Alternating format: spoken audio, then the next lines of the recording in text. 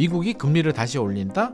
한국은행이 동결까지는 괜찮은데 금리를 올리게 되면 추세 흐름 자체가 바뀌기 때문에 그 점은 우리가 좀 염두를 해둬야 되는데 확률적으로 본다면 내려갈 확률이 높다는 것. 2026년부터 2028년까지 서울 수도권의 입주 물량은 무조건 줄어듭니다. 입주 물량 줄어들면 전세 가격 올라가고 매매 가격 올라갑니다. 입주 물량이 땅 줄어들어서 가격이 바로 탁 튀는 뭐 이렇게까지는 안 움직이겠으나 2026년, 2027년 2028년 시간이 지날수록 입주 물량 부족의 영향은 점점 더 강한 임팩트, 그러니까 상승 요인으로 작용될 가능성이 높기 때문에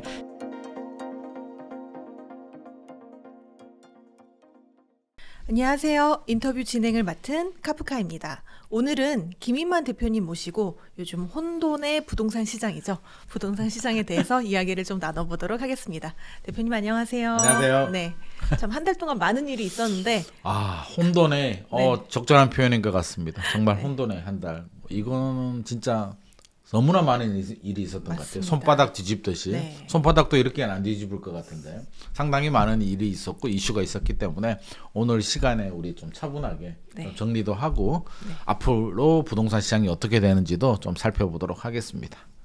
최근에 지금 강남 3구 같은 경우는 부동산 가격이 정말 많이 올랐잖아요. 미쳤죠. 네. 진짜 이거 노래 한번 틀어줘야 돼. 손담비에 미쳤어. 요즘 것 좀 같습니다. 부동산 시장 분위기 좀 어떤가요? 분위기도 이게 진짜 양극화인데요. 이제 서울과 지방은 좀 구분을 해야 될 것 같고요. 뭐 방송에서도 이제 뭐 서울, 강남 이야기라면 또 지방 분들이 네. 공감이 되지 않는다라는 그렇죠. 말씀을 좀 많이 해주시는데 일단 서울, 지방 구분. 지방은 여전히 어렵다. 지금 뭐 크게 뭐 회복될 반전의 조짐을 보여주지 않고 있고요. 오히려 미분양 더 늘어나고 네. 있죠. 서울 수도권만 본다면 또 서울과 수도권이 또 다릅니다. 또 달라서 일단 서울부터 우리가 먼저 좀 살펴보게 되면 토지거래허가 구역이 최대 이슈였잖아요. 네. 그래서 토지거래허가 구역을 풀었다가 묶었다가를 이제 반복했는데 일단 풀기 전 한국 부동산원 통계를 보게 되면 송파구가 이제 가장 좀 뜨거운 이슈, 네. 강남 강남 3구가 이제 가장 뜨거운 이슈였는데 송파구가 해제 전에 주간 매매 가격 지수 변동률이 0.14%였거든요. 네.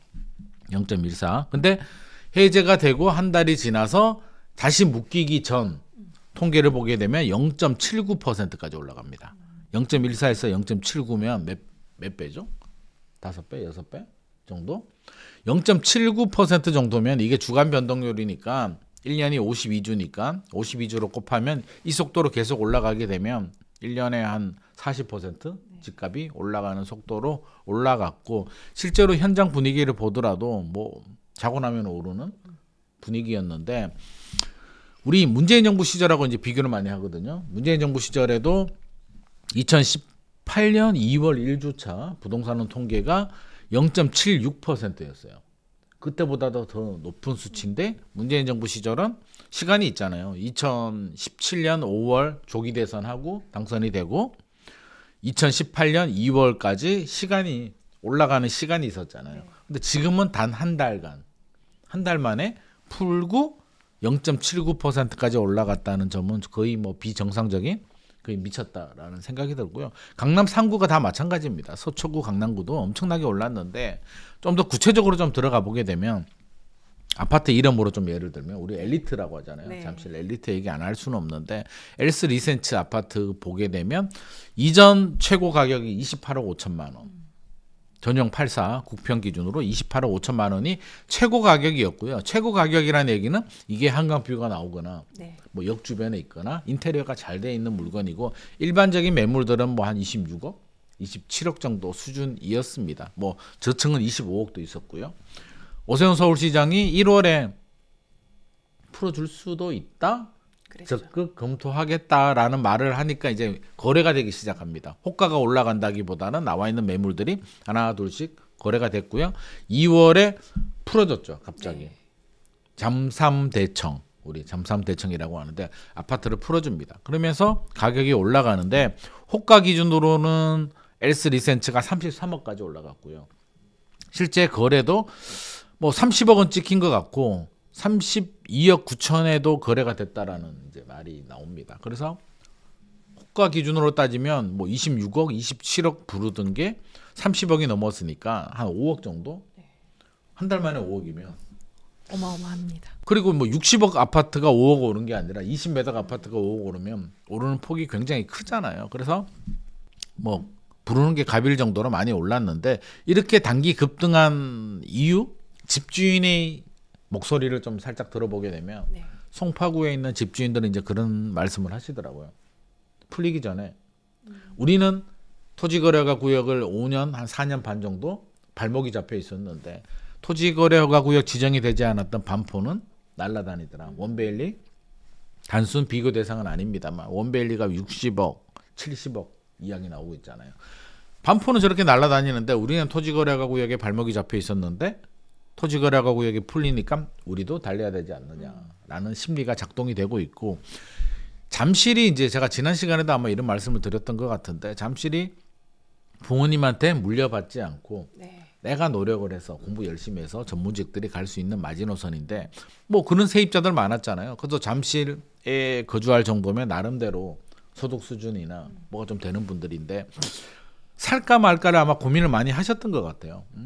그래 한번 사볼까. 어차피 서초구에 좋은 아파트 사기는 힘들고 그런데 갑자기 분위기가 딱 반전이 되니까 마음이 급해지죠. 빨리 사야겠다. 집주인들 호가를 올리죠. 순식간에 매도자 우위 시장으로 바뀌게 되면서 이제 분위기가 전환이 됐고 또 문제는 뭐냐면 제가 자꾸 송파구 얘기만 하는데 불똥이 어디로 튀냐면 또 반폭으로 또 튑니다. 왜? 송파 아파트를 팔았잖아요.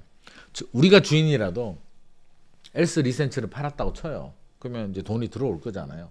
그러면 그 돈을 받아서 이제 어디로 가냐는 거지. 상급지로 가야죠. 상급지로 가야죠. 그러면서 대치동, 물론 대치동도 풀렸습니다. 토지거래가 구역에서 대치동, 반포, 압구정은 뭐 독야청청, 지원차, 천정부지. 압구정은 진짜 아무 영향이 없더라고요. 토지거래가 구역 풀어주지도 않았는데 지금 또 신고가 나오고 있고요. 아마 오늘 이 순간에도 압구정은 뭐 나홀로 질주를 하고 있을 겁니다. 그래서 사실 압구정은 저는 이제 빼라 그냥 뭐냐면 약간 피카소 그림 같은 느낌? 네. 피카소 그림이 뭐 사고 싶은 사람이 피카소 그림이 경매에 나오면 그게 의미가 있나요? 그냥 사고 싶은 사람이 부르는 거잖아요.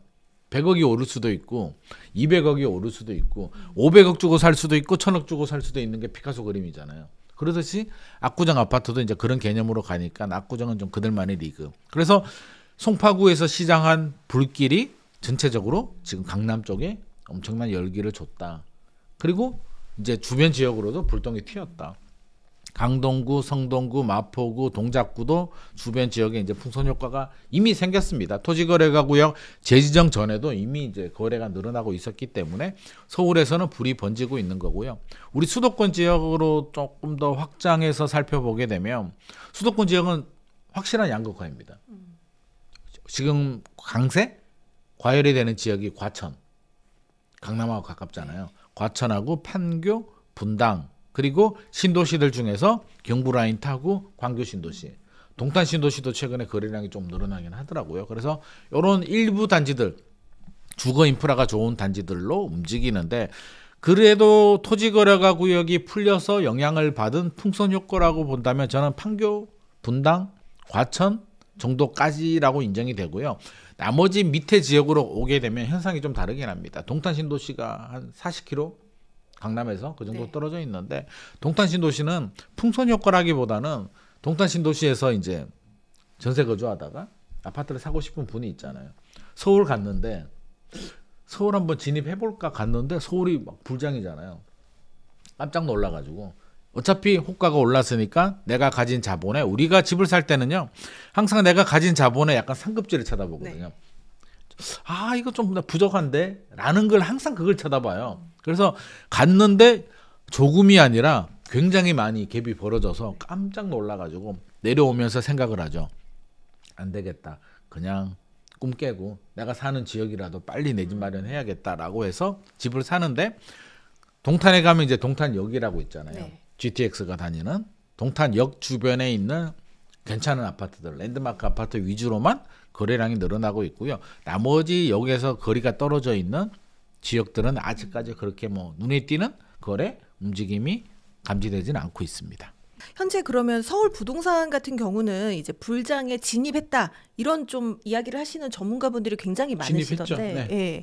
그렇다면 이게 작년과 비교했을 때 가장 큰 변화가 뭘까요? 작년과 비교했을 때 작년 또 이제 그래프를 보게 되면 올랐다 내렸잖아요. 네. 날씨하고 똑같았잖아요. 봄에 벚꽃 필 때 이제 거래량 늘어나서 여름에 꽃이 활짝 피고 날씨 찬바람이 좀 부니까 이제 꽃잎이 떨어지면서 이제 거래량이 줄어들었는데 올해는 생각보다 좀 빨리 온 것 같습니다. 우리가 올 초만 하더라도 상저하고 저도 아마 그렇게 얘기를 한 것 같고요. 상저하고 상반기는 약세, 하반기는 강세를 예상했는데 생각하지도 못했던 우리가 일반적인 변수라고 한다면 이제 금리, 기준금리 많은 이야기를 했고요. 뭐 거래량이나 뭐 정책도 변수가 될 수는 있는데 정책이라고 해서 저는 토지거래가 구역이 이런 변수가 될 줄은 감히 네. 상상도 하지 못했는데 갑자기 1월부터 이제 토지거래가 구역이 변수가 되면서 고가 좀 빨리 온 것 같습니다. 그래서 지금 상고가 돼 버렸는데 네. 상고하고가 될지 상고하저가 될지 이제 관건이잖아요. 그래서 서울시에서 이제 극단의 대책 토지거래가 구역을 다시 지정을 했는데 3월이죠. 그래서 3월 19일에 발표를 하고 3월 24일부터 이제 강남 3구, 용산구 전체가 아파트 토지거래가 구역으로 지정이 됐습니다. 그러면 이 효과 때문에 집값이 이제 안정이 되느냐, 그래서 하저가 되느냐, 하고가 되느냐가 이제 굉장히 중요한 앞으로의 분수령이 되는데 이게 하저가 이제 저라는 개념이 집값이 떨어지는 걸 저라고 말씀하시는 분이 있고요. 여기서 더 올라가지 않으면 저라고 얘기할 수도 있는 거잖아요. 안정이니까. 그렇죠. 더 올라가는 게 이제 불장이냐라고 보면 일단 내려가기는 쉽지 않겠다. 한번 올라간. 그러니까 우리가 작년에도 그래프를 보게 되면 올랐다 내렸다고 하는데 이게 집값이 올랐다 내렸다가 아니라 네. 상승률, 네. 그러니까 상승 속도, 달리는 게 자동차로 따지면 달리는 속도가 빨리 달리다가 천천히 달린다는 거지. 그럼 달리면 어떻게 돼요? 서울에서 출발해서 부산까지 가잖아요. 그러면 이미 가고 있는 거잖아요. 그러면 서울에서 대전 오고 대전까지는 빨리 달렸는데 대전에서 대구 구간이 천천히 달릴 수는 있잖아요. 그 상승 속도, 상승률을 가지고 우리가 등락을 거듭했다, 올랐다 내렸다는 얘기를 하는 거지. 가격을 보게 되면 사실은 계속 올라갔습니다. 그러면 올해도 가격을 보느냐 상승률을 보느냐에 따라서 저는 좀 차이가 있을 것 같고요. 가격을 보게 되면 올라간다. 상승률을 보게 되면 송파구가 0.79라고 제가 3월 3주차 통계가 0.79%가 나왔는데요. 이 통계가 지속적으로 계속 0.79로 달릴 수 있느냐라고 하면 그건 아닌 것 같다. 이렇게 달려가면 사실 자동차로 따지면 그거잖아요. 차가 장기 운행을 하려면 어떻게 해야 돼요? 우리 멀리 가려면 카센터 가서 정비도 좀 받고 하고, 네. 기름도 가득 넣고 세차도 한번 하고 네. 해서 출발을 하는데 현재의 상승장 같은 경우는 정비도 하지 않았고 기름을 가득 채우지도 않았는데 갑자기 토호제 때문에 급 가속, 급 출발을 해버리는 상황이니까 이런 속도가 오래 지속되기는 어려울 것 같습니다. 그러면 속도는 내려오는데 가격이 떨어지려면 집주인 입장에서 생각을 해보자고요. 지금 같은 분위기에 우리 카프카님이 집주인이면 어떤 경우에 집을 팔겠어요? 제가 생각한 가격보다 좀 더 준다고 하면 팔겠죠. 돈을 더 준다. 그럴 수 있죠. 그럼 팔고 어디로 가겠어요? 상급지로 가죠. 그렇죠. 결국에는 상급지로 간다는 거죠. 팔고 상급지로 가거나 아니면 답이 안 나오겠죠. 그러니까 내가 저렴하게 돈을 더 준다는 얘기는 내가 부른 호가보다 더 불렀다는 얘기잖아요. 네. 매도자 우위 시장이고 그러면 내가 생각한 가격보다 더 저렴하게 팔 생각이 있으세요? 굳이 뭐 지금 분위기에? 네. 굳이라고 하잖아요. 네. 뭐 저도 마찬가지입니다. 굳이? 왜? 왜 굳이라고 하냐면 여러 가지 정황을 보게 되면 이제 우리가 앞서서 변수라고 했잖아요. 금리, 기준금리 내려가나요? 올라가나요? 내려갈 지금 추세 흐름을 보게 되면 앞으로의 변수는 뭐 트럼프가 이상한 짓을 해가지고 뭐 기준금리가 올라갈 수도 있다. 올라갈 수도 있겠으나 추세 흐름을 보게 되면 한국은행 같은 경우 2024년에 2번 내렸고요. 2025년에 2월에 한 번 내렸죠.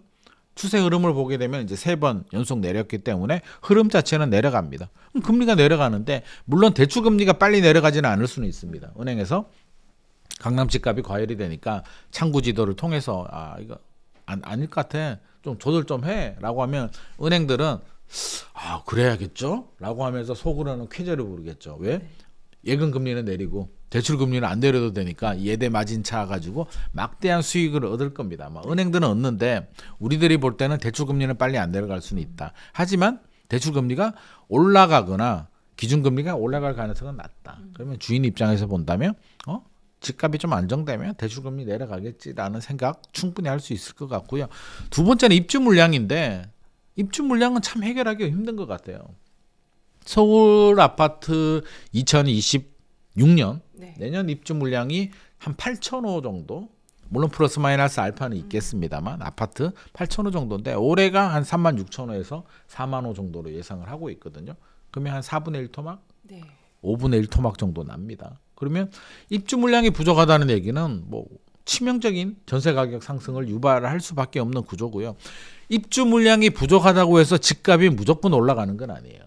집값은 입주 물량이 많다고 해서 집값이 무조건 떨어지는 건 아닙니다. 문재인 정부 때 생각해 보게 되면 2017년, 2018년 서울 아파트 입주 물량이 제일 많이 나왔거든요. 47,000호, 48,000호 정도 나왔는데 집값은 천정부지 올라가죠. 그러니까 앞뒤가 안 맞잖아요. 입주 물량이 많이 나와도 집값은 올라갈 수가 있다. 그때는 약간 정책적인 미스를 좀 하긴 했죠. 보유세를 많이 올렸는데 보유세를 올리면 목적이 있잖아요. 1년에 한 번씩 내는 보유세를 올리게 되면 부담스럽잖아요. 집 세금 낼 때 되면 머리가 찌끈찌끈 아프고 내가 빨리 팔아버려야지라는 마음이 들어요. 그러면 빨리 팔아버려야지라고 해서 알아보면 양도세, 중과세, 다주택자 규제죠. 양도세, 중과세가 막히니 3주택 이상이면 30%포인트 중과세를 했잖아요. 그러면 최고 세율이 45%에서 30 붙이면 75%, 지방세까지 하면 82.5%, 10억 시세 차익 벌어가지고 82% 내면 그렇죠. 그냥 애국자 네. 되는 거니까 그냥 보유세 내자라고 해서 매물 잠김 현상이 생기면서 실제로 매물이 나오지 않습니다. 주인들은 안 팔아버리는 거죠. 그래서 집값이 올라갔는데 집값이 이제 2026년에도 매물이 늘어나도 시원찮을 판에 입주 물량이 부족하다는 거죠. 입주 물량이 부족해지면 일단 전세 가격은 올라갑니다. 그러면 전세 가격이 올라가면 집주인 입장에서는 급하게 팔아야 될 이유가 있을까요? 없죠. 네. 그러면 집주인들은 또 매물을 많이 내놓을 가능성도 크지 않습니다. 그리고 결정적으로 토지거래가구역이 강남 3구, 용산구에 묶여버렸잖아요.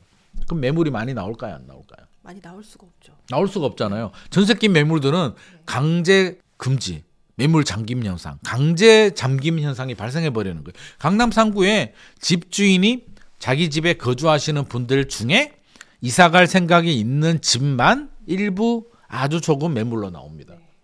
이건 문제죠. 그리고 사는 사람은 무조건 2년간 입주를 해야 됩니다. 전세 물량 안 나옵니다. 전세 가격 올라가죠. 입주 물량도 부족한데 매물도 안 나옵니다. 강남 3구, 용산구 가격 올라가죠. 기준점이잖아요. 강남 3구, 용산구 전세 가격이 올라가는데 나머지 지역들은요.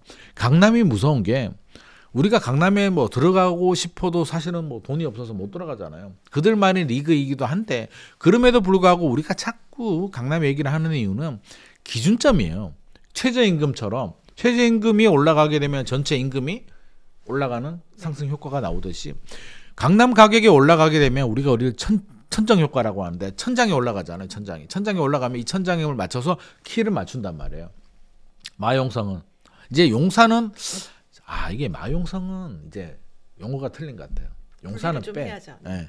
용산은 이제 강남 3구 용산구입니다. 그래서 강용이라고 불러야 될 것 같은데 강용이하고 네. 나머지 마포, 성동, 동작, 강동구를 4개를 합쳐서 신조어를 좀 만들어야 되지 않나. 저는 그렇게 봅니다. 그래서 강용이는 강남 3구 용산구는 1군, 나머지 마포, 성동, 강동, 동작은 2군 이렇게 해서 좀 묶어야 되는데 1군이 치고 나가면 2군이 따라가겠죠. 그래서 2군이 올라갈 수밖에 없고요. 2군이 올라가면 나머지 지역들 뭐 영등포라든지 양천구라든지 성북구 이런 지역들이 좀 올라갈 가능성이 높습니다. 그다음 노도강 올라가겠죠. 수도권 지역으로 전이가 되겠죠. 이런 현상들이 발생할 가능성이 높다. 그러면 집주인이 급매로 던질 때 가격이 떨어지길 바란다면 그때가 언제일까? 그때는 말씀하시는 분들 있잖아요. 떨어질 때 집 사라고 하는데 그럼 언제 떨어지는 거야? 언제 떨어지나요? 그럼 우리가 간단해요. 역지사지해 보면 돼요. 내가 집주인인데 언제 급매물로 던질까? 지금 잘 모르겠잖아요. 네. 2020 2년 말 2023년 초에 금매로 던졌잖아요. 고점 대비 한 30% 내려왔단 말이에요. 30%. 그때는 어떤 상황이었을까? 금리가 일단 좀 높았죠. 금리가 높았는데 금리가 그냥 높은 게 아니라 그 과정을 봐야죠. 단순히 옛날에도 금리 5% 있었고요. 지금도 생각해 보면 엄청나게 대출 금리가 많이 내려간 건 아니거든요. 근데 지금은 크게 금리 걱정 안 하잖아요. 그때는 불확실성. 금리가 너무 빨리 올라갔잖아요. 미국이 제로금리에서 5.5%까지 1년 만에 수직 상승을 했단 말이에요. 한국은행도 굉장히 빨리 올랐죠. 그러면 이 과정 자체가 이 속도로 올라가게 되면 얼마나 더 빨리 올라갈지 모르겠다. 기준금리 이러다가 5.5가 아니라 미국이 6, 7, 8까지 올라가는 거 아니야? 그럼 한국은행은 도대체 어떻게 되는 거야? 무섭잖아요. 네. 이 불확실성이 이제 공포로 전이가 됩니다. 그러면 우리가 공포를 가지게 되면 이제 어떻게? 큰일 났다. 한마디로 그거잖아요. 큰일 났다. 집값이 떨어질 수도 있겠구나. 집값이 떨어지게 되면 우리는 어떤 선택을 하죠? 떨어지기 전에 팔아야죠. 네. 올라갈 것 같으면 기다려야 되고. 네. 그 두려움이 공포가 전이가 되면 이제 금매로 던지기 시작합니다. 물론 버티는 분들이 많이 있겠으나 집값이라는 게 그렇잖아요. 몇 개가 거래가 돼도 금방금방 표시가 나거든요. 일부는 뭐 한 개 거래된 거 가지고 무슨 난리를 치느냐라고 얘기하시는 분들이 있는데 절대 그렇지가 않습니다. 집 부동산 아파트 문제에 대해서는. 왜냐하면 거래량이 예전처럼 폭발적으로 늘어나지는 않는데 한계가 우연히 일어나는 게 아니라 그 흐름 자체를 보면 이번에 토지거래가 구역도 사실은 서울시가 약간 판단 미스한 이유 중에 하나가 현장에 가보면은요. 일단 토지거래가 구역이 풀리고 집주인들이 다 회수를 했어요. 매물 회수하고 호가를 올립니다. 그럼 매수자들이 사러 왔는데 매물이 없고요. 호가가 몇 억씩 올라갑니다. 그러면 이걸 쉽게 살 수 있겠습니까? 못 사죠. 못 사죠. 강남 쪽에도 막 사려고 하면 일단 매물이 없으니까 제가 어떤 분이 이제 아시는 분이 사고 싶다고 해서 이제 강남 쪽에 알아보니까 일단 공동 중개도 안 하고요. 매물도 없고요. 어떻게 하면 돼요? 라고 물어보니까 일단 돈 들고 와봐. 와서 기다리다가 계좌번호 나오면 제일 먼저 쏘면은 계약할 수 있어. 라는 분위기입니다. 근데 이거를 통계나 책상에 앉아서 보게 되면 일단 거래량이 별로 없고 호가도 뭐 호가가 이제 감지가 되는 건 아니니까 거래는 별로 없고 뭐 부동산원 통계를 보면 좀 뭐 심리는 좀 올라가는 것 같은데 거래가 없으니까 이거는 그냥 호가만 올린 것이 아닌가라는 판단 미스를 하게 되는 거죠. 그래서 현장에 가보면 분위기가 상당합니다. 집주인이 매물 회수하고 호가 올려서 거래가 안 되는 거를 아무 일 없다라고 우리가 할 수 없는 거죠. 없죠. 네. 그러니까 부동산은 그렇습니다. 그래서 내려갈 때도 몇 개의 하락 매물들이 이제 하락을 주도하는 거고 그 몇 개의 하락의 배경에는 굉장한 불안감, 공포가 있다. 근데 지금 어떤 경우에 공포가 생길까요? 당장은 잘 안 보이잖아요. 네. 그러니까 근데 뭐 그럴 수는 있겠죠. 예상치 못하는 상황. 중국이 뭐 갑자기 경제 위기가 왔다. 네.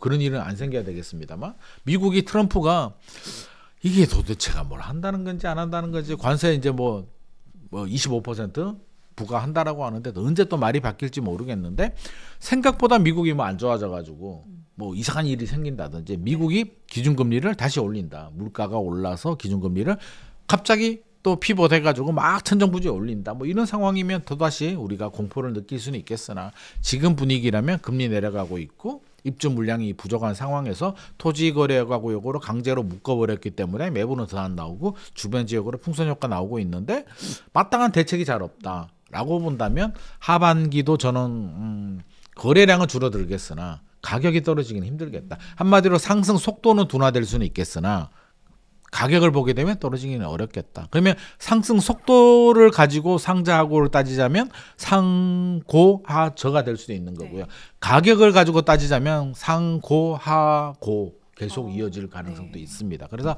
우리가 가격과 속도는 좀 구분해서 볼 필요가 있다는 말씀 드리고 싶습니다. 앞서 잠깐 말씀해 주신 것처럼 이제 3월 19일에 정부가 이제 이 부동산 가격을 좀 진정시키기 위해서 안정화 방안을 발표를 했는데요. 이 방안을 보면은 이제 토호제 재지정 그리고 또 금융 가계대출도 좀 강화하겠다. 이런 내용들이 좀 있는데 이게 좀 효과가 있을 거라고 보시나요? 일단 토제를 다시 지정했고요. 3월 19일에 이제 국토교통부와 서울시가 합동으로 이제 발표를 합니다. 합동을 했다는 얘기는 서로 낼 수 있는 카드를 하나씩 낸 거죠. 그러면 서울시가 낼 수 있는 카드가 토지거래허가구역 재지정입니다. 강남 3구, 용산구. 풀어줄 때는 장삼, 대청만 풀어줬는데 묶을 때는 강남 3구, 용산구, 강용이 아파트 40만 채를 다 묶어버렸습니다. 그러면 여기서도 허점이 있죠? 아파트만 묶었습니다. 네. 아파트가 아니면 토지거래허가구역 대상이 아닙니다. 네. 그러면 역설적으로 용산의 한남 뉴타운은 토지거래허가구역이 아닙니다. 이게 허점이 좀 있는 부분이고요. 일단 강용이 다 묶어버렸습니다. 그러면 일단은 묶으면 어떻게 되죠? 전세기 매물들이 안 나오니까 그렇죠. 매물이 안 나오고 거래량은 줄겠죠. 지금 현장에 가보면 이제 조용합니다. 3월 24일 이후부터는 이제 개미 새끼 한 마리도 네. 찾아보기 어려울 정도로 조용한데 이걸 두고 집값이 안정됐다라고 할 수 있느냐? 그건 아니죠. 그러니까 이제 보는 관점에 다른 네. 거죠. 그리고 이제 서울시에서 단속도 합니다. 합동 점검 나옵니다. 막 점검 나온다는 거는 뭐예요? 사지 말라는 거지. 네. 일단 지금 불이 났으니까 사더라도 나중에 사. 우리 지금 피곤하니까 해서 단속 나오면 부동산들은 문을 닫고 할 수밖에 없으니까 네. 강제적으로 거래를 중단시켜버리는 효과가 나옵니다. 그래서 지금 합동 단속하고 있고요. 부동산 커뮤니티도 지금 단속하고 있거든요. 조심하셔야 됩니다. 지금 그런 행위들 있잖아요. 특정 가격 뭐 이상으로 올리도록 유도를 하거나 특정 가격 이하로 못 내리도록 하거나 이런 행위들이 걸리면 지금 처벌받습니다. 과태료 많이 두들겨 맞으니까 해서도 안 되고요. 지금 단속 기간에는 특히 더 주의가 필요합니다. 절대 해서도 안 됩니다. 혹시라도 돈 좀 벌고 싶으면 보고 있다가 이런 단합 행위 하는 뭐 증거 같은 게 있잖아요. 네. 신고하면 최고 2억까지 포상금을 준다고 와. 합니다. 그래서 2억 벌고 싶으면 배신 한번 조직에 배신 한번 네.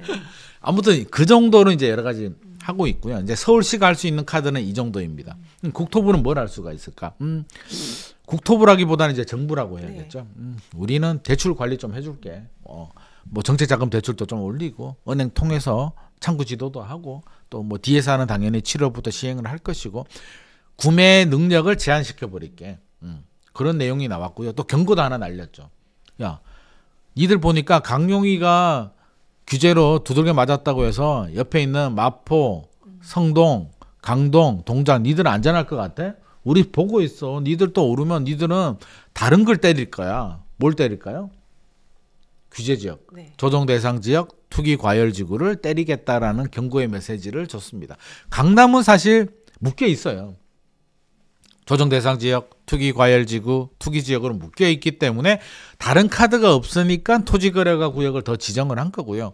나머지 지역들은 풀려 있기 때문에 언제든지 과열이 보이면 아마 조정 대상 지역부터 지정이 될 겁니다. 그래서 긴장을 좀 하셔야 돼요. 조정 대상 지역으로 지정이 되면 여러 가지 뭐 대출을 받는데도 불이익을 당하고 세금 측면에서도 불이익을 당합니다. 그래서 일단 경고의 카드는 날렸는데 여기서 살짝 다른 얘기를 해보면 저는 좀 아쉬운 점이 우리 2023년 집값 떨어질 때 있었잖아요. 네.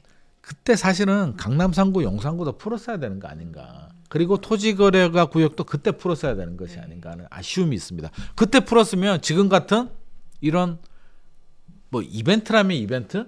말도 안 되는 일이 생기지도 않았을 거고요. 규제라는 게 그렇잖아요. 집값이 올라갈 때 규제를 했으면 집값이 떨어지거나 안정이 되면 규제를 풀어야죠. 네. 그러다가 다시 오르면 또 규제를 해야 되는데 강남 3구, 용산구는 규제를 안 풀고 계속 있다 보니까 여기서 더 올라가니까 이제 카드가 없는 거예요. 규제 카드가. 남아 있는 게 토지거래가 구역인데 지정했죠. 여기서 또 올라가게 되면 이제 뭘 할 수 있을까? 강남 3구, 용산구에 대해서는 나올 카드가 없거든요. 대출 규제하면 강남 3구, 용산구 집값이 안정이 될까요? 강남 3구, 용산구 아파트 사는데요. 한 뭐 30억? 40억, 50억 아파트를 사는데 전세 끼고 사도 한 30억, 2, 30억은 적어도 넣어야 되잖아요. 네. 2, 30억 전세 끼고 사는 사람이 토지거래가 구역이 아니다고 하더라도 대출에 큰 영향을 받을까? 그렇죠. 대부분 현금이 충분하신 분들이 그러니까 사시니까요. 그래서 실제로는 나머지 수도권 외곽이나 노도강이나 수도권 외곽 지방이 더 큰 타격을 받습니다. 그래서 정책의 미스가 여기서도 한 번 더 나왔는데요. 일단 24일 이후로는 이제 이렇게 규제가 적용이 된다. 그러면 부동산 시장이 굉장히 뜨거웠던 게 제가 이제 현장 모니터링을 해보게 되면 19일에 발표했죠. 네. 24일부터 이제 토지거래가 구역으로 지정이 됩니다. 네. 그러면 5일 있잖아요. 현장에서는 이제 5일이 골든타임이에요. 네. 전세를 준 집주인들은 5일 안에 팔아야 되잖아요. 그래서 잠실에 전화해 보니까 전화도 못 받더라고. 워낙 바빠가지고. 아 끊어. 너하고 얘기할 시간 없어. 그래서 친한 부동산인데도. 그래서 실제로 거래가 많이 일어났습니다. 거래 많이 한 부동산은 한 군데서만 뭐 계약 4개 정도 했다라고 하니까 돈 좀 많친 것 같아요. 그래서 했는데 이게 재밌는 게 있어요. 잠실 쪽에 엘스 리센츠 뭐 트리지움 아파트 있잖아요. 이번에 토지거래가 구역은 다 지정이 됐잖아요. 송파 가락동에도. 가락동에 헬리오시티 있잖아요.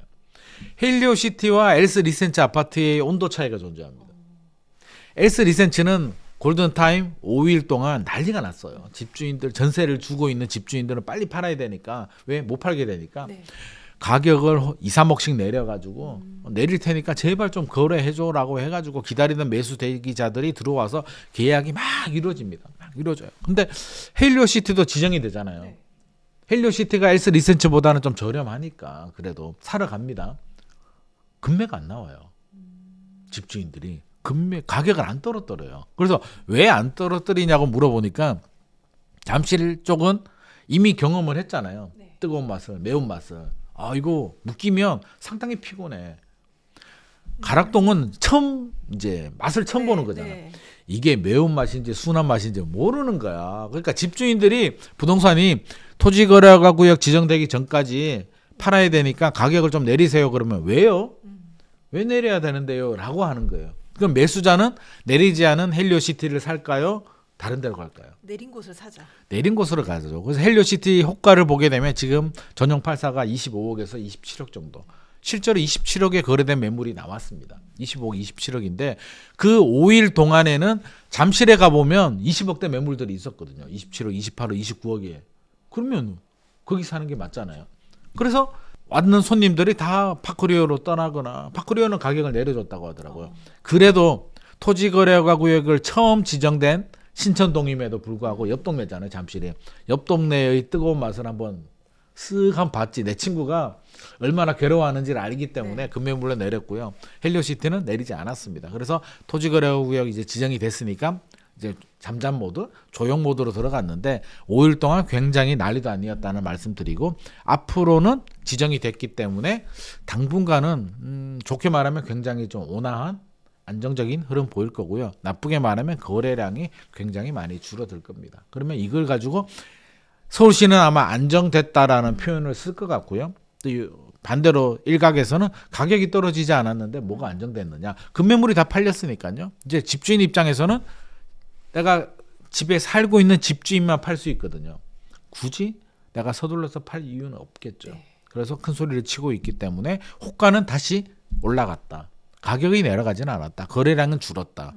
그래서 해석의 차이가 존재하는데 어떻게든 현장은 조용해졌다라고 말씀드릴 수가 있습니다. 앞서 이제 토지 재지정에 대해서 이야기를 했는데 이제 그 지정이 된 지역들은 저희가 이제 매매를 할 수가 없잖아요. 그럼 그 그렇죠. 주변 지역들 이제 약간 풍선 효과라고 하죠. 그 주변 지역들은 좀 더 거래가 그럼 활발하게 일어나게 될까요? 폭발적으로 늘어나지는 않을 것 같고요. 그러니까 늘어나긴 합니다. 늘어나긴 하는데 우리 한 달간 2월 한 달간 강남권이 움직였던 그 정도의 분위기까지는 안 갈 것 같고요. 왜냐하면 강남이 움직일 때 그 옆 동네 있잖아요. 마포, 성동, 동작, 강동도 같이 움직이긴 했어요. 그래서 거래가 안 된 게 아니라 이미 거래가 같이 되고 있어서 상승률도 어느 정도 뭐 0.2, 0.3%까지 올라갔기 때문에 가만히 있다가 어느 날 저 동네가 풀렸으니까 우리는 올려야지 팍 올라가는 게 아니라 이미 같이 보조를 맞춰서 이제 뭐 조깅으로 따지면 1번 선수가 달리고 있으면 2번 또 뒤를 따라서 달리고 있었기 때문에 순식간에 갑자기 폭발적으로 뭐 스피드를 내지는 않을 거고요. 하지만 일단 강남 3구, 용산구는 막혔으니 또 사야 되는 전세를 끼고 살 수밖에 없는 수요자들이 있잖아요. 그래서 그런 수요자들이 온다면 강남 3구, 용산구는 이제 거래 스톱. 그냥 뛰다가 야 좀 쉬자. 야 우리 너무 급하게 뛰었네. 앉아서 쉬고 있는 거고요.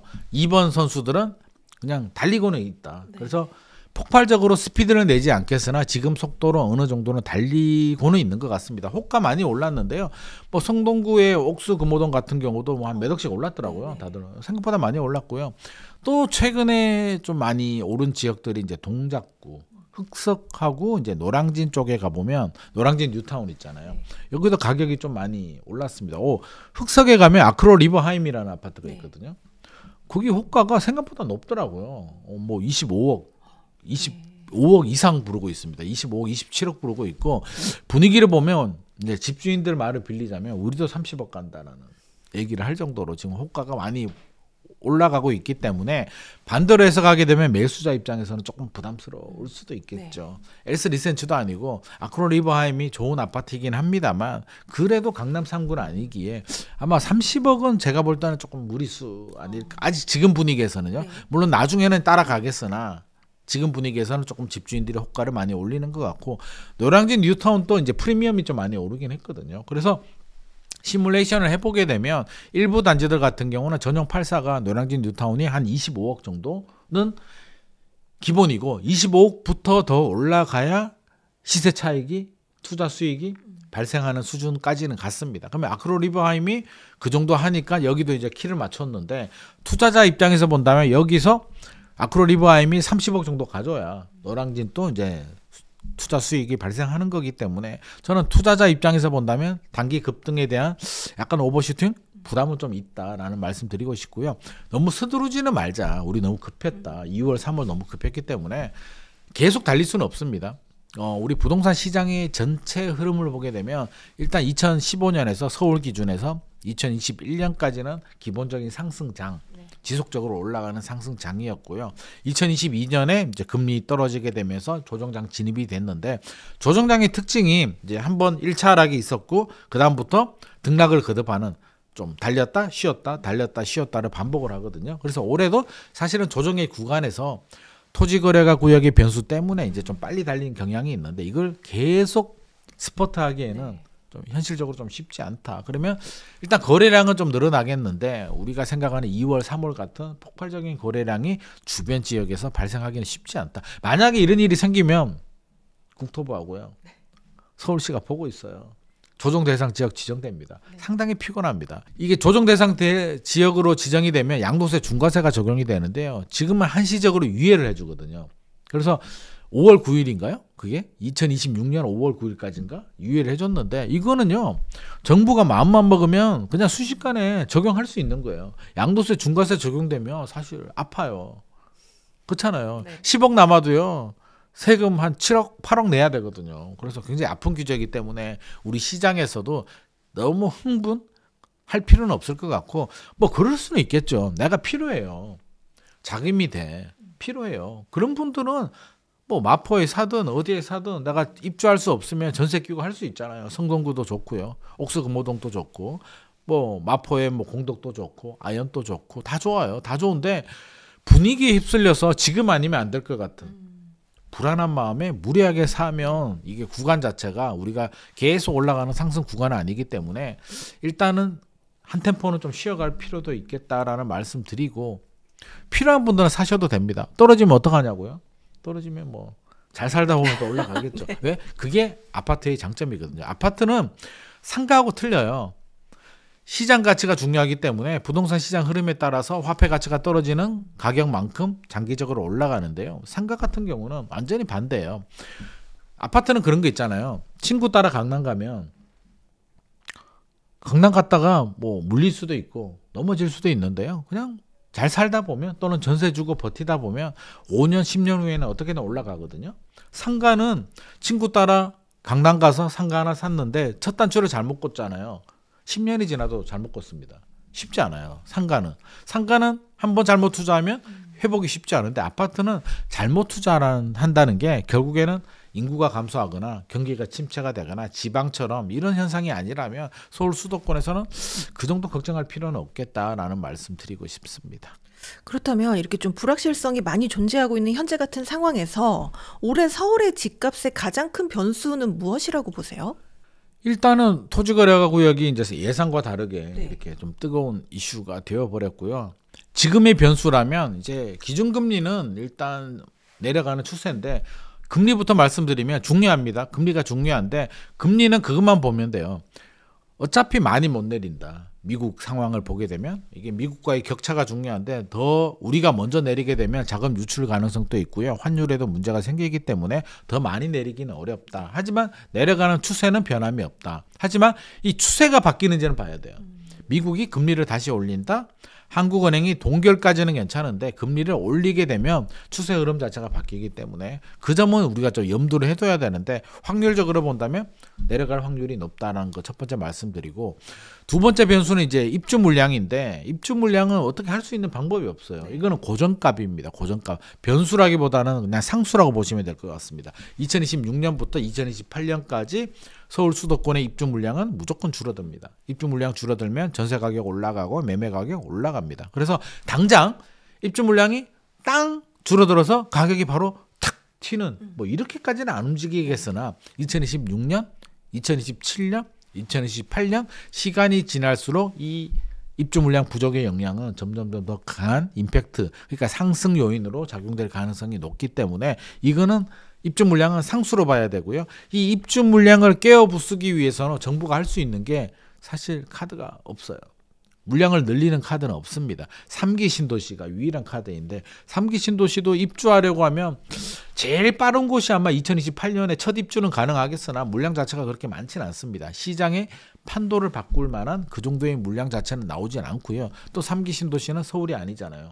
그래서 이 흐름 자체를 바꾸기는 좀 역부족이다라는 생각이 들고 지금 당장 또 하려면 뭐 최근에 이야기 나오는 게 금융위원장이 지분 적립형 뭐 주택 늘리겠다라는 이야기도 하는데 그게 또 시장 판도를 바꿀 수는 없습니다. 지분 적립이라는 게 그거잖아요. 결국에는 내가 돈을 다 낼 돈이 안 되니까 뭐 예를 들자면 한 20%, 40%돈 먼저 내고 그만큼 지분을 가지고 월세 같은 거 내다가 시간을 두고 계속 지분을 사 모아서 나중에 20년 후에 내 집을 만드는 거잖아요.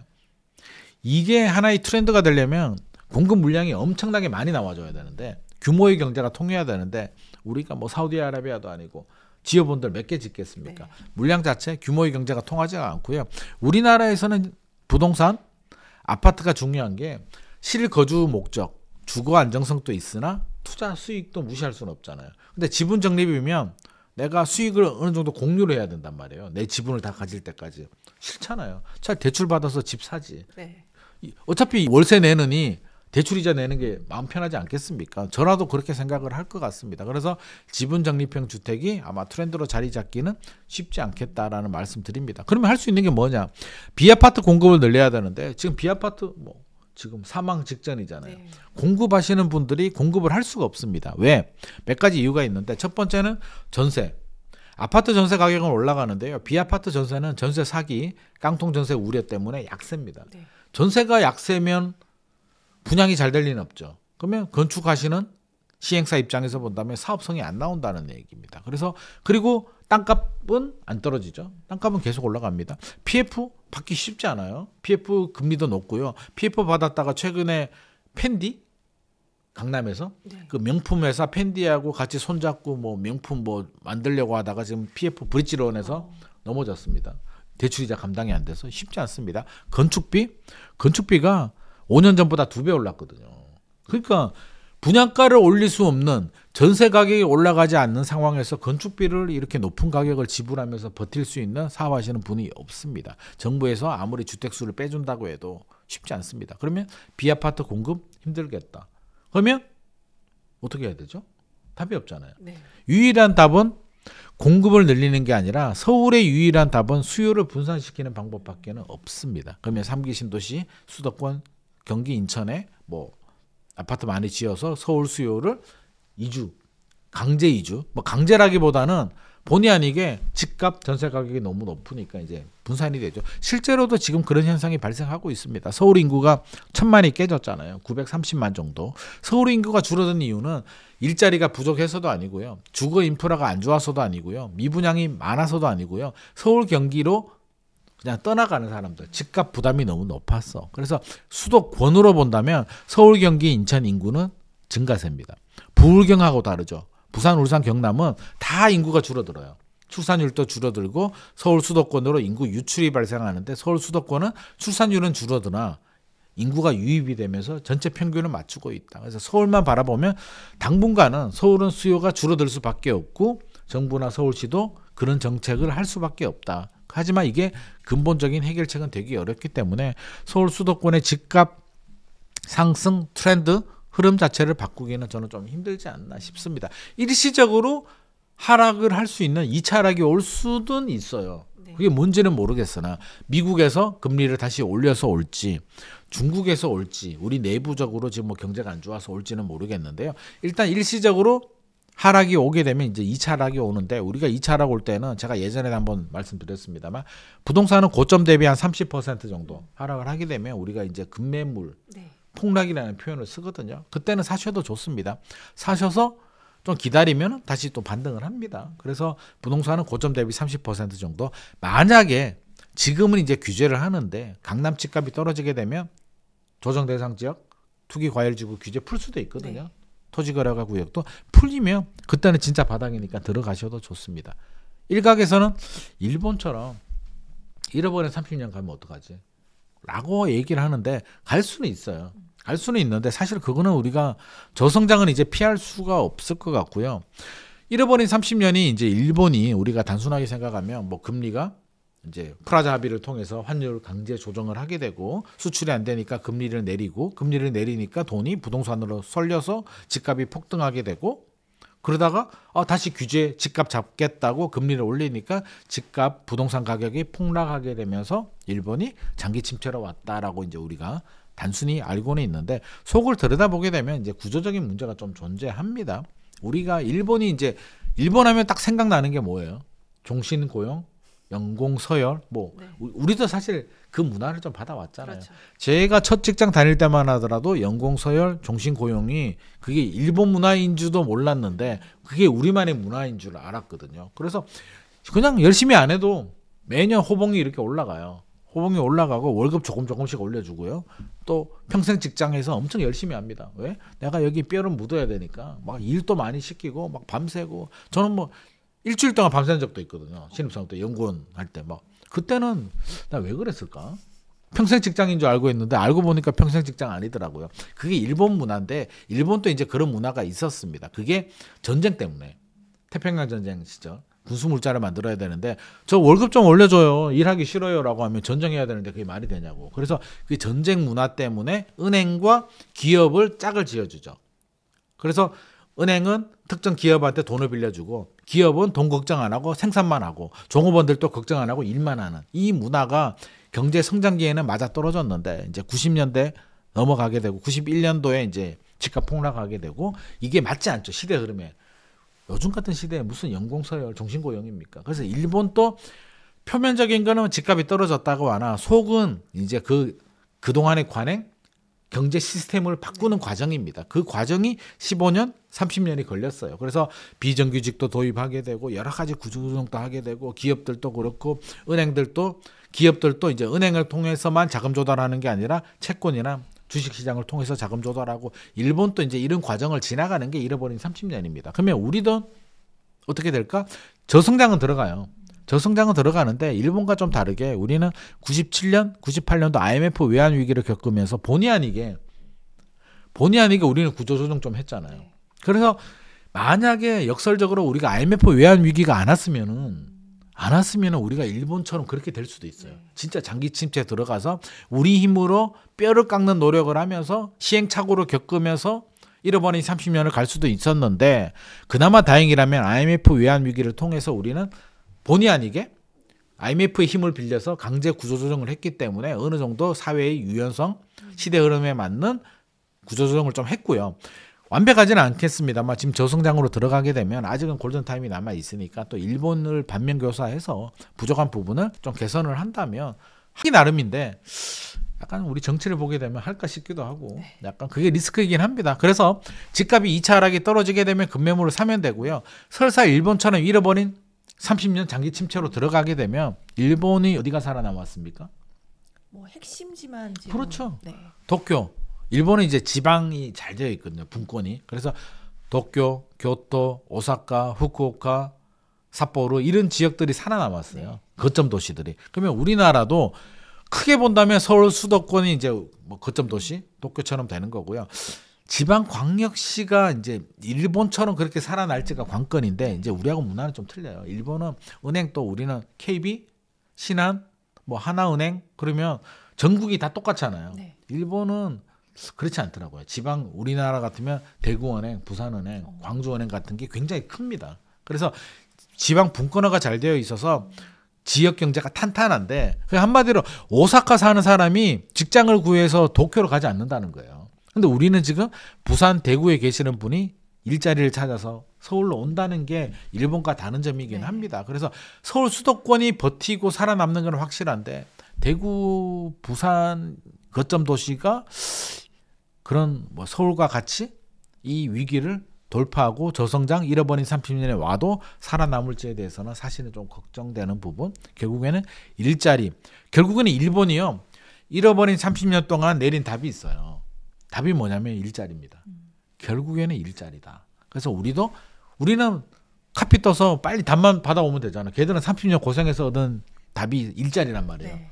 일자리 중요합니다. 그래서 이 방송을 혹시라도 뭐 정부나 국회에서 본다면 일자리입니다. 일자리. 그래서 지방의 일자리, 수도권의 일자리 많이 만드는데 좀 집중을 하게 되면 이 문제를 슬기롭게 극복할 수가 있는데 이걸 놓치게 된다면 우리도 잃어버린 30년 갈 수 있는데 뭐 잃어버린 30년 가면 카프카님하고 저하고도 힘들어지잖아요. 네. 우리 같이 이렇게 힘들게 사는 거죠. 뭐 행복하게. 그러니까 너무 스트레스 받지 마시고 일단 만약에 2차 락이 온다면 또 기회로 삼으셔도 좋을 것 같습니다.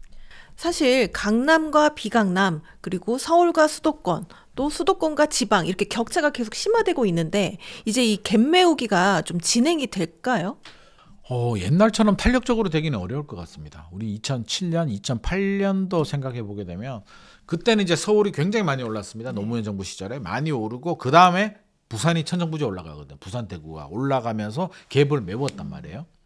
근데 지금은 어떻습니까? 지금은 왜 이 얘기를 하냐면 그때는요. 서울이 집값이 천정부지에 올라가니까 서울 수도권에 공급 물량을 많이 합니다. 이기 신도시부터 해서 공급 물량이 많았고 지방은 2000년대 부동산 시장이 안 좋다 보니까 건설회사들이 공급을 많이 하지 않았어요. 그러다가 2008년, 2009년 되니까 서울은 글로벌 금융위기 겪으면서 공급 물량도 좀 충분했고 2기 신도시 물량이 나오면서 이제 꺾이고 조정이 들어가고 부산은 입주 물량이 자유로웠죠. 그러면서 이제 미분양 문제는 이제 정부가 어떤 대책이 나와서 좀 털어주긴 했습니다만 입주 물량 영향이 크지는 않았다. 그래서 따라갔는데 지금은 2020년, 2021년 이 상승장 때 전국이 다 올라 버렸어요. 서울만 오른 게 아니라 전국이 다 올라 버렸고 공급 물량을 서울 수도권에도 좀 했습니다만 지방의 공급을 굉장히 많이 합니다. 그래서 지방은 지금 그 공급에 대한 후유증을 겪고 있는 과정이고 서울 수도권은 공급을 많이 못했기 때문에 반사 이익을 얻는 부분이 있습니다. 그러면 뭐 내년 2026년이나 2027년에 만약에 서울이 조정이 되더라도 부산, 대구가 바로 반등을 하느냐. 미분양하고 입주 물량을 소화하기 전까지는 좀 쉽지 않겠다. 그래서 그때와는 좀 다르다는 점은 우리가 알고는 있어야 될 것 같습니다. 물론 어느 정도 때가 되면 너무 차이가 많이 벌어지게 되면 사실 천정부지 벌어질 수는 없잖아요. 예를 들어서 서울의 이제 평균 아파트 가격이 예를 들어서 20억인데 지방이 평균이 부산이 5억이야. 예를 들어서. 그럼 차라리 그냥 서울 아파트 팔고 부산 가서 사는 게 낫지 않겠습니까? 그런 분들이 늘어날 수도 있잖아요. 그러니까 너무 많이 벌어지게 되면 어느 정도 갭은 메우는데 과거처럼 그렇게 빠른 속도로 많이 줄어들기는 쉽지 않겠다. 그래서 시대 흐름이 좀 달라지고 있다는 점을 우리가 좀 캐치를 해야 될 것 같고요. 특히 부산 같은 경우는 최근에 뭐 파이낸셜 타임즈에서도 소멸 위기, 노인과 바다밖에 없다. 뭐 이런 얘기 나오잖아요. 그래서 소멸 위기에 지금 몰려 있는 부산, 대구가 살아남으려면 결국에는 다시 또 돌아와서 또 일자리입니다. 그래서 아파트만 짓지 마시고 아니 뭐만 하니까 아파트만 짓더라고. 광안리도 그렇고. 멋있죠. 당장의 효과가 있죠. 세금도 나오고 부산에서 돈 있는 사람들이 그 아파트를 사는데 그 아파트를 사게 되면 원도심은 죽잖아요. 누군가는 살고 있는 집을 팔고 들어오는데 원도심은 죽기 때문에 도시 경쟁력은 잃어버립니다. 그러면 그렇게 아파트만 지어서는 안 되고요. 지방 같은 경우는 이제 일자리, 지자체들도 마찬가지고 국회의원들도 노력을 해서 양질의 일자리가 많이 생길 수 있는 그런 정책을 해야 되고 저는 국가적으로 그렇게 해야 된다고 봅니다. 최근에 토지거래가 구역이 이제 강남 집값이 폭발적으로 늘어난 배경 중에 하나가 지방의 수요자들이 올라왔잖아요. 제 주변에도 이제 그런 분들이 좀 많이 있는데 부모님들은 고향에 사세요. 자식들은 저처럼 뭐 서울 수도권에 살고 있습니다. 저희 부모님도 이제 연세가 있으시지만 연세가 있으니까 이제 상속이나 증여가 이루어집니다. 그러면 서울 수도권에 사는 자녀들이 부모님한테 상속이나 증여를 받습니다. 돈이 저처럼 받을 게 없는 사람은 고민 안 해도 되는데 받을 게 있는 사람들은 고민되거든요. 그러면 우리 아버지, 어머니가 사는 고향을 애향심으로 투자할까요? 서울 수도권에 투자할까요? 서울 수도권에 투자해야죠. 그러니까 최근에 그런 자금들이 늘어나고 있고요. 앞으로 더 많이 늘어날 겁니다. 지금 고령층들이 굉장히 많거든요. 네. 이분들이 사망을 하거나 증여를 하게 되면 그 자금이 다 서울로 들어와요. 원래는 이 자금이 지방에 있어야 되는 자금이거든요. 옛날에는 투자를 그렇게 했잖아요. 지방에 계시는 분들은 땅이 있으면 내 땅 옆에 땅을 하나 더 사요. 이렇게 붙여서 늘리거든요. 네. 근데 최근에 이게 끌어졌단 말이에요. 왜? 늘려야 될 돈이 이제 서울로 가고 그나마 있는 논밭도 팔아서 서울로 들어오기 때문에 서울 수도권 입장에서는 자금이 유입이 되니 집값이 올라갈 요인이 되지나 지방 같은 경우는 상당히 소멸위기다. 그래서 이 고리를 끊으려면 양질의 일자리를 만들고 좋은 직장을 만들고 또 인구를 늘릴 수 있는 그런 노력을 해야만 일본처럼 거점 도시들, 우리로 거점 도시라고 한다면 부산, 대구, 광주, 대전 뭐 이런 곳들이죠. 울산 이런 곳들이 일본처럼 살아남으려면 결국에는 일자리 관리, 지역 경제를 살리는데 더 집중을 해야 될 것 같습니다. 좀 대표님 이렇게 임장을 꾸준히 다니시는 걸로 알고 있는데 네. 혹시 이렇게 다녀보시니까 그래도 아직까지 좀 저평가된 상대적으로 저평가된 좀 유망한 지역이 있다 이런 지역이 좀 있으세요? 서울에서는 이제 저평가라는 게 참 의미가 크게 없어요. 왜냐하면 개발 호재 없는 곳이 어디 있겠습니까? 뭐 강남 3구, 용산구 이런 데는 사실 저평가라기보다는 우스갯소리로 그런 얘기 하잖아요. 오늘 가격이 제일 싸다.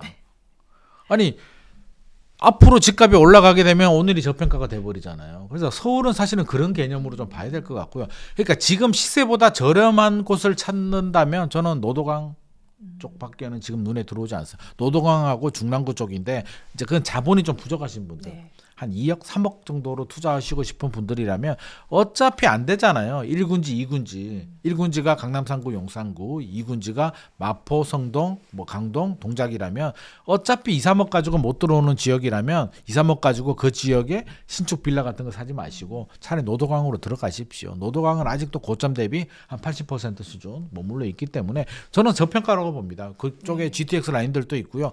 계속 이제 서울 외곽이긴 합니다만 교통 여건 또 개선될 가능성이 있기 때문에 저는 저평가를 보고 있으니까 그쪽 지역들 좀 관심 있게 지켜보셔도 좋을 것 같고요. 수도권 지역에서도 이제 과천이나 판교, 분당은 거의 뭐 서울급으로 그럼요. 봐야 되니까 이들 지역은 서울처럼 뭐 오늘이 제일 저렴하다. 네. 장기적으로 본다면 오늘이 저렴하다라는 관점에서 접근을 해야 될 것 같고 서울 수도권에서 이제 저평가를 본다면 이게 입주 물량이 이제 미분양하고 입주 물량이 좀 문제가 되긴 하는데요. 뭐 천안하고 평택이나 이런 지역에 가보게 되면 가격은 저렴한데 물량이 좀 많거든요. 네. 평택도 전용 84가 뭐 5억, 6억, 7억, 인천도 마찬가지고요.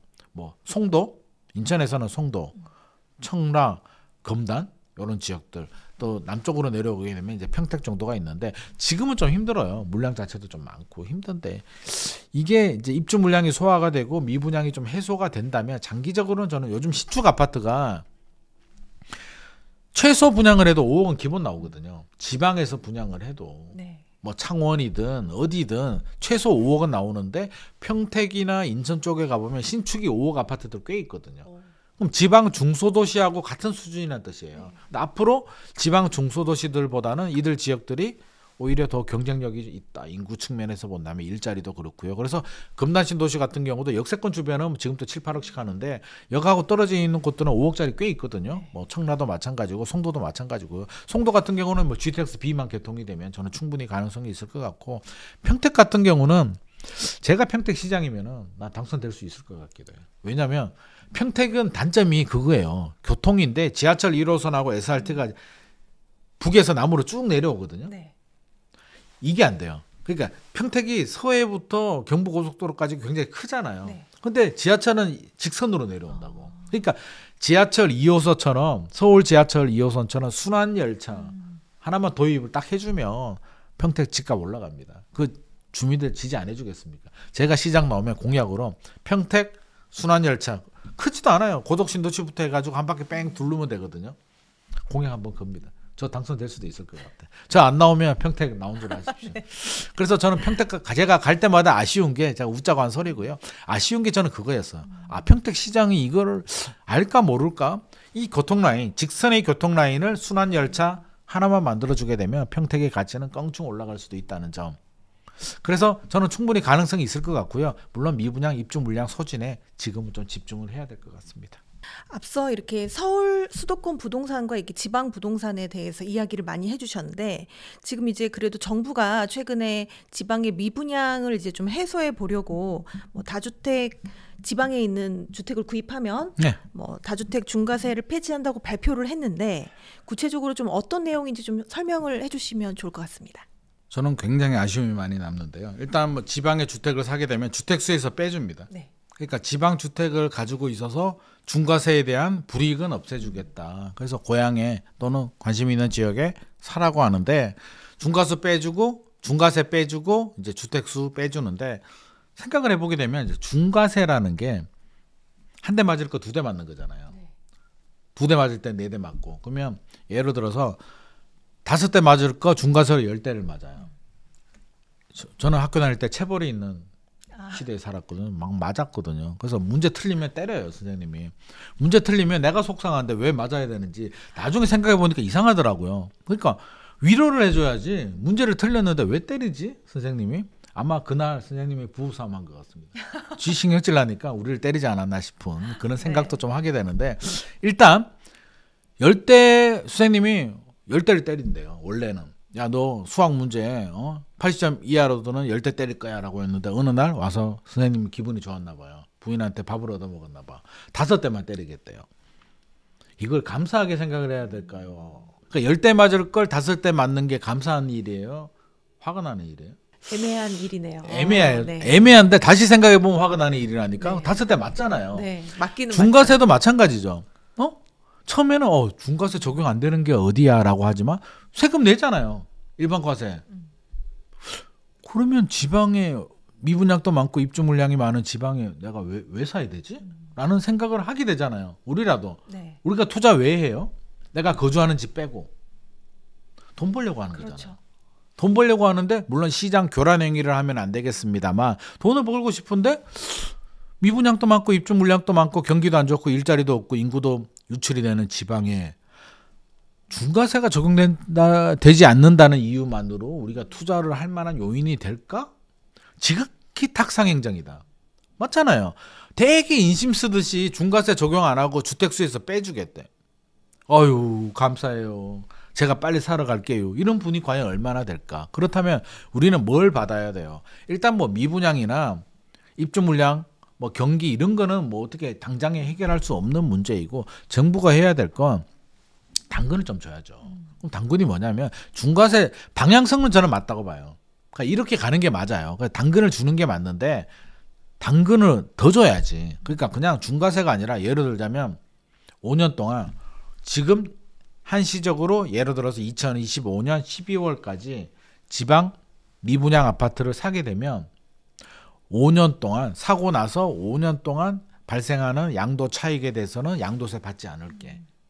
주택수 당연히 빼줄게. 네가 서울에 3주택을 가지고 있어도 지방에 5주택을 사도 전혀 영향이 없게. 지방 5주택은 양도세 다 빼줄게.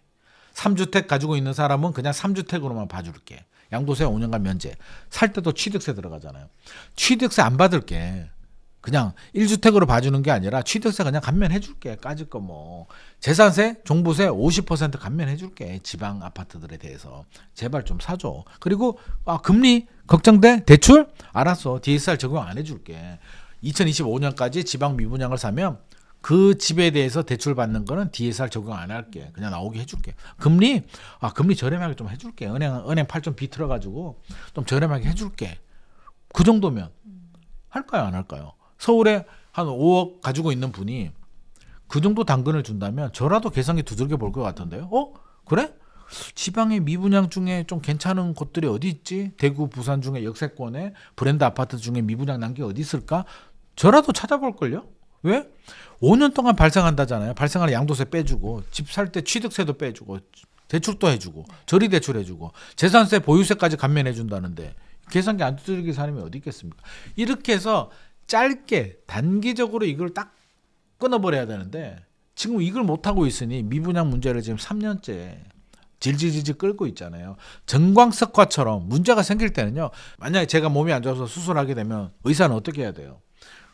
수술해서 빨리 하고 빨리 봉합해서 다시 회복할 수 있도록 해줘야 되는데 수술하다가 배고프네. 밥 먹어서 밥 먹고 수술하다 피곤하다고 커피 한 잔 먹고 그럼 되겠냐고요. 이게 안 되잖아요. 그러니까 수술은 정광석화처럼 빠르게 강하게 진행을 해야 되고 심리적으로 영향을 줄 수 있게. 제가 예전에도 한번 소개해드렸던 적이 있는데 일본에 이제 30년대 경제 위기가 왔을 때 다카하시 고레키오라는 그 유명한 일본 재상, 우리로 따지면 한 기획재정부 장관 또는 부총리, 경제부총리급 되는 사람이 이제 발탁이 들어옵니다. 그래서 그분이 뭘 해결했냐면 뱅크런이 발생하잖아요. 은행에 돈 찾으러 막 일본 도쿄 은행이 망한다고 하니까 돈 찾으러 막 줄 서고 난리 다니니까 이분이 딱 와서 한 게 은행 문 딱 닫고 조폐공사에 연락해가지고 돈을 2만 엔인가 아무튼 돈을 찍게 합니다. 가짜 돈을 한쪽 면만. 시간이 없으니까 우리로 따지면 5만 원짜리 신사임당 한쪽 면만 인쇄하고 뒷면 시간 없고 돈도 없으니까 한쪽 면만 인쇄해서 은행 창구에 이렇게 사두게 합니다. 신한은행, 우리은행, 국민은행에 농협에 쭉 올려둬요. 그러니까 돈 찾으러 왔는데 은행에 돈이 많은 거야. 사람들이 보니까 와 가져가 줄게 이러니까 사람 마음이 그렇잖아요. 네. 준다 그러면 또 싫거든. 네. 아니야 그냥 갈게요. 그냥 있으세요. 이렇게 되는 거예요. 그러니까 그냥 이렇게 사람 심리는 그거예요. 막 불안하니까 뭔가를 하려고 하는데 그 불안감을 해소시켜 주게 되면 그 일이 의외로 아무 일도 아닌 일이 발생할 수도 있잖아요. 그 부부 사이도 그런 게 있잖아요. 막 아무도 저 의심 가는데 너 휴대폰 좀 줘봐라고 했을 때 왜 주기 싫어라고 하면 이제 의심이 더 커지잖아요. 부부 싸움하게 되는데 봐봐 아유 그냥 마음대로 봐. 비밀번호도 없어 그냥 마음대로 봐. 그럼 안 보거든요.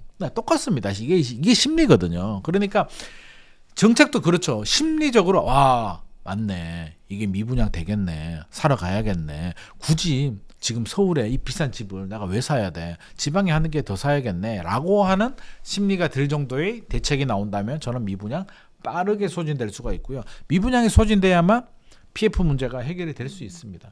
저는 이거 나오리라고 봅니다. 네. 이제 단계가 있잖아요. 원래 정책은요 한 번에 이게 다 주지 않아요. 네.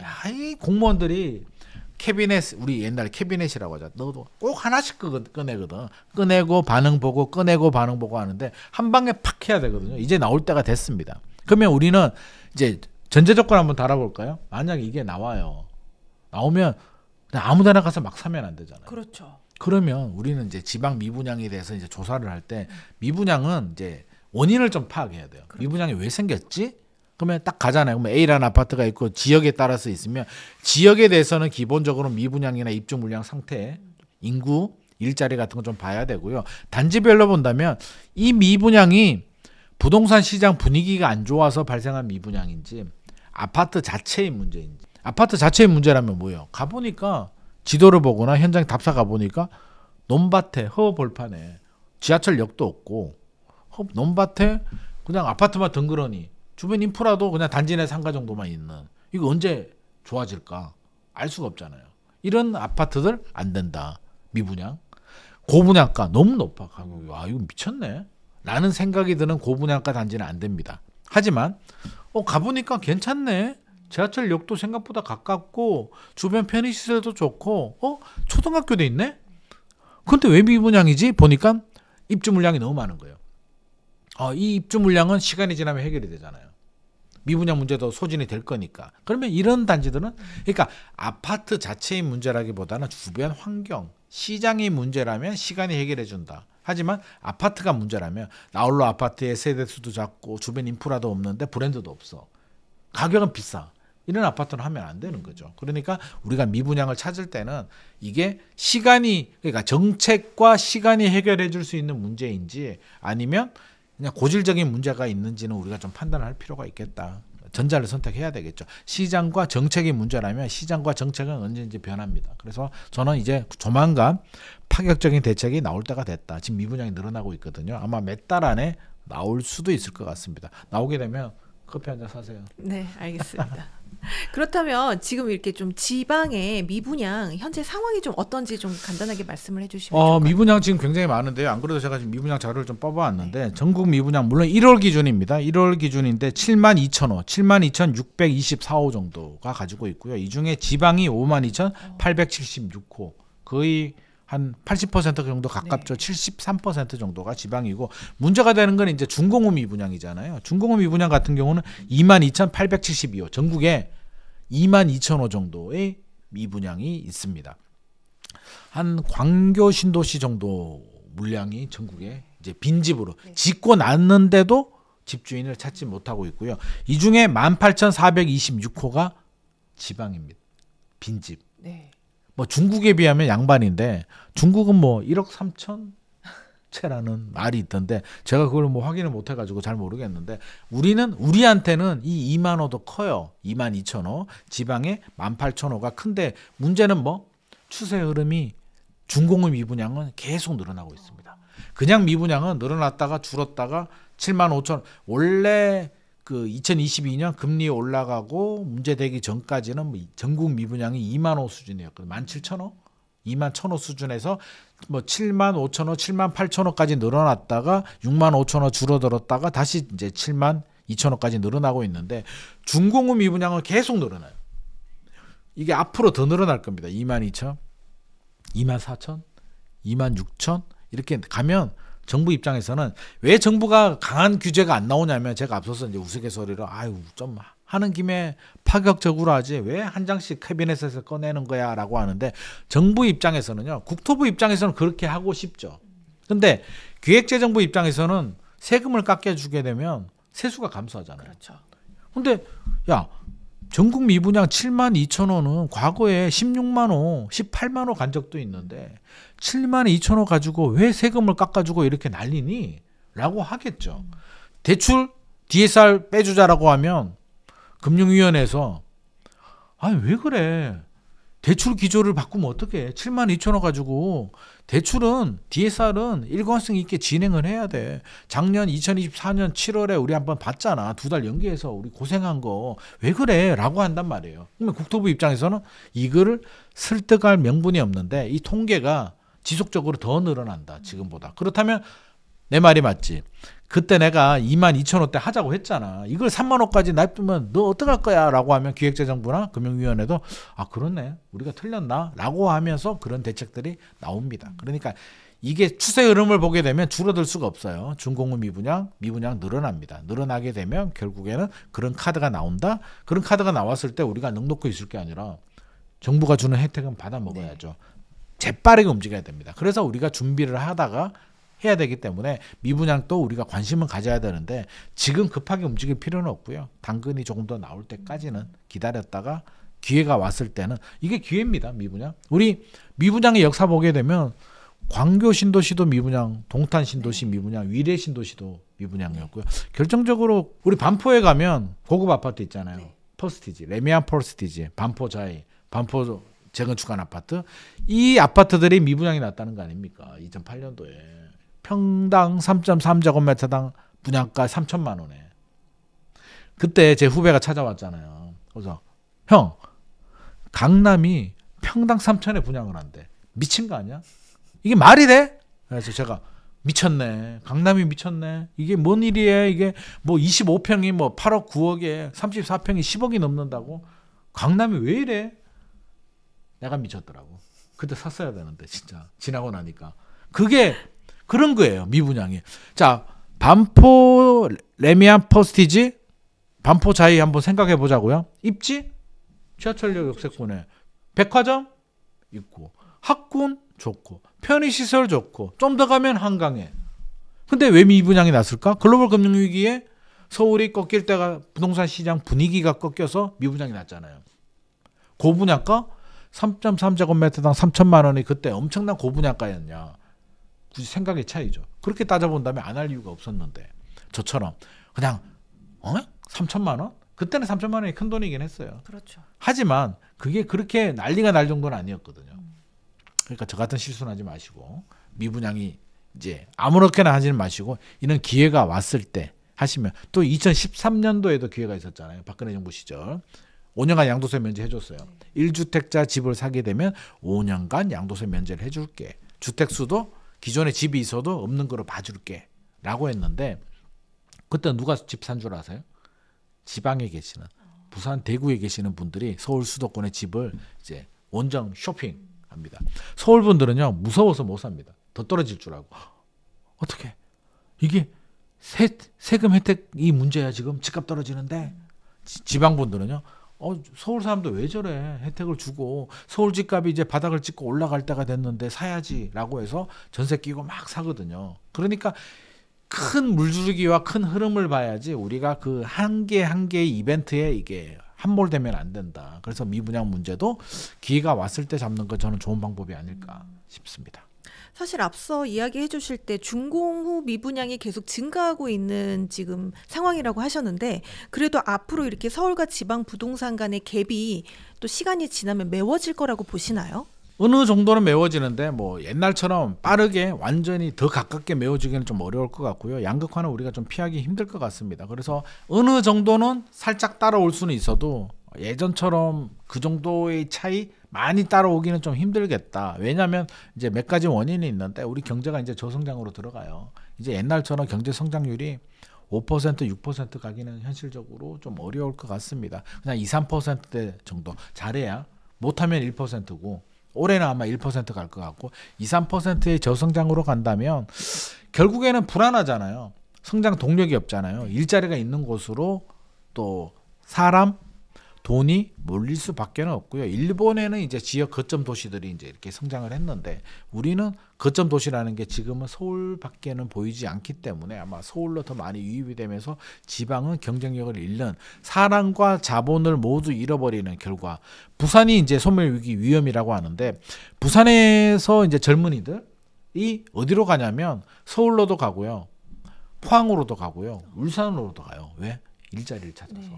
포항에 뭐 포스코 일자리가 있고 울산에 또 현대 일자리가 있고 서울에도 일자리가 있으니까 일자리를 찾아서 떠나간단 말이에요. 이 고리를 차단하지 않으면 부산에는 지금 옛날에 경공업 거기서 경공업에서 중공업으로 전환을 못했어요. 그러다 보니까 이제 관광처럼 오면 뭐 카페나 맛있는 식당이나 이런 거는 되지만 양질의 일자리가 없기 때문에 사실 근본적인 문제가 되거든요. 그래서 이런 문제를 해결하지 않으면 아마 서울 집중화 현상은 저는 더 강화될 거다.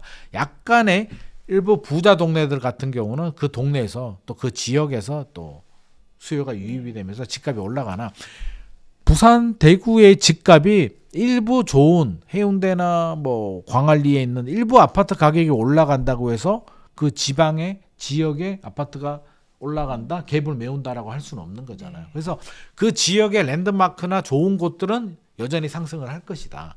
차별화가 된 오션뷰가 나오거나 좋은 아파트들은. 하지만 평균적으로 전체가 올라가기는 그 특단의 대책, 양질의 일자리를 만들지 않고서는 쉽지 않겠다는 말씀 드리고 싶습니다.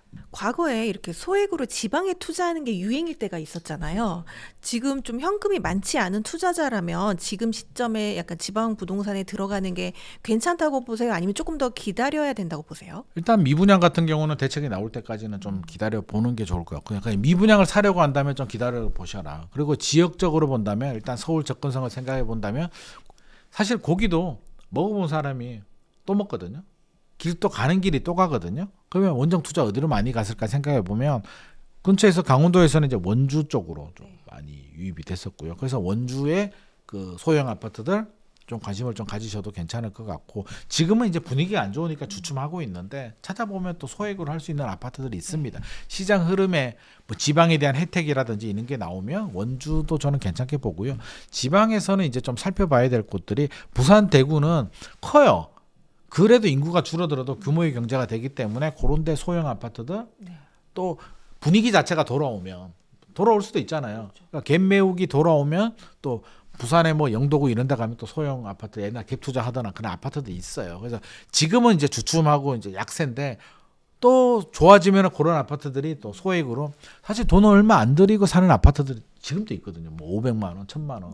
2천만 원으로 갭으로 할 수 있는 아파트도 있어요. 그래서 그걸 지금 하라는 게 아니라 시장 흐름, 미분양이 줄어들거나 흐름을 보고 그런 갭 메우기 그런 소액으로 절대 돈 많이 투자하는 거는 뭐 굳이 그건 갭 투자는 아니고 지방에 이제 갭 투자 들어갈 때는 한 500에서 한 2,000 정도 저는 소액으로 들어가는 거 추천합니다. 왜냐하면 물려도 크게 타격이 없으니까. 5천만 원 1억씩 갔다가 한번 물려버리면 매년 물릴 수도 있는데 그런 거는 좀 추천하지 않고요. 소액은 이제 그렇게 하는 게 좋을 것 같고 지역별로 본다면 그래도 지방에서 좀 뭐라 그럴까 관심을 가져야 되고 만약에 미분양 규제가 풀리거나 하면 좀 관심을 가지고 살아남을 지역들은 여전히 그래도 부산 대구는 여전히 뭐 저는 지금은 힘들지만 여전히 매력은 있는 곳이고요.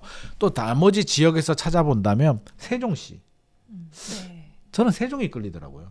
지난번에도 자세히 한번 얘기해 주셨죠. 자세히 얘기했잖아요. 그래서 세종이 물론 대전하고 충남의 물량이 많긴 합니다만 세종은 입주 물량 미분양 문제에서 일단 좀 털었고 그래도 규모의 경제에 충분히 먹히는 곳이기 때문에 저는 세종시 눈여겨보고 있고요. 대전도 저는 왜냐하면 서울에서 졸업하신 분들이 대전까지는 내려가더라고요.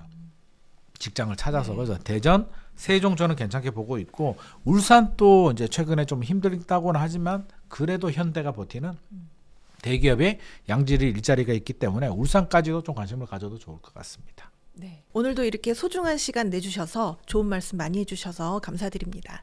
마지막으로 성공의 진심인 구독자분들께 한 말씀 부탁드립니다. 저는 절대 서두르지 말라는 말씀 드리고 싶습니다.